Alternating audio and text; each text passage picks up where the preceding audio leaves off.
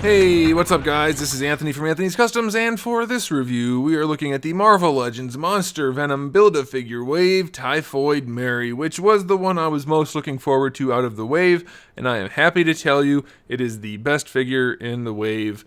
I would say by far. Definitely by far. It does a lot of things really well. A couple things are a little bit problematic, but mostly this is the kind of figure Hasbro should be putting out for every release. Not just 1 out of 8 or 1 out of 7, whatever it is, whatever the case breakdown is.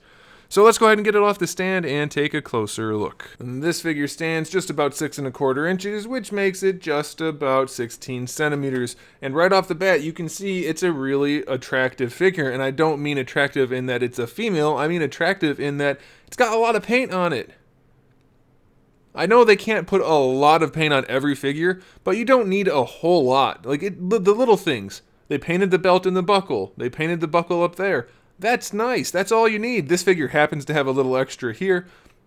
That's it. I mean, it's not like it's an insane amount of paint. It's mostly just a solid black figure.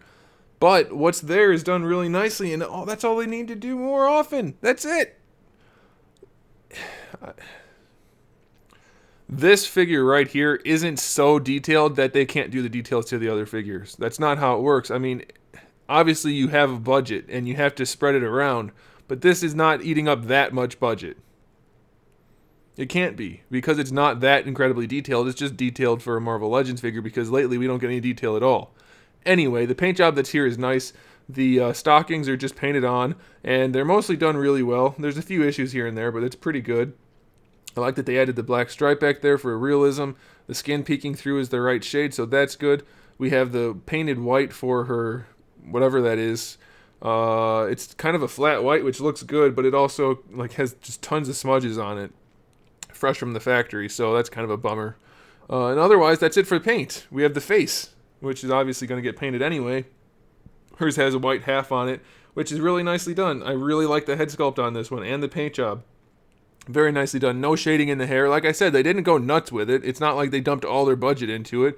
It just has a little bit of decent paint on it. That's all it really takes.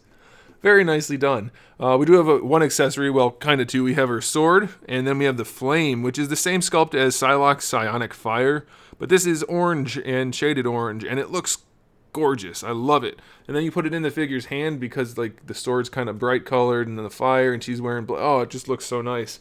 Such a nice looking piece. It's gonna be great in a display. Very pleased with that. I like it a whole bunch. Now, as far as the articulation goes, we do have some issues. The head, you're going to have trouble leaning back because of the hair. That's to be expected. Looking forward's okay. Side to side, that side's no problem. This side's no problem. The amount of lollipop is minimal, or at least you can't see it. It's technically in there, but the hair is hiding it, so that's okay. The shoulder pads on the jacket are fairly stiff, even though the jacket's soft, but you can still raise the arm up really well, so that's good. Rotation's fine until you hit that shoulder pad, so that's going to limit it. There's nothing you can really do about that. You only have a single jointed elbow, which is pretty limited, not even 90 degrees, so that's definitely a bummer. The wrist swivel and hinge on that side's fine. Hinge on that side's fine. Swivel too, of course. Diaphragm joint leans back pretty far. That's good. Doesn't lean forward at all. That's a bummer. Side to side, just a little bit. A little bit of rotation. For the hips, they go only about 45 degrees. Definitely could be better. And mostly that problem is that her hips are too far in. The legs should be a little bit thicker at the top and set out just a little bit farther, and you'd be able to get better range out of that easily. But, whatever. They do go forward pretty well. They don't go back too far at all. Thigh swivel is fine. Double jointed knees are fine. You get a little boot cuff here that just floats. But the feet go all the way back, and yeah, not really that far forward. That's kind of a bummer. But you do get a decent ankle rocker. So yeah, it's not a perfect figure by any means, but it's a really solid release for a character that I don't know if it really necessarily needs a really solid release, but I'm very happy they did it because I really like the character design.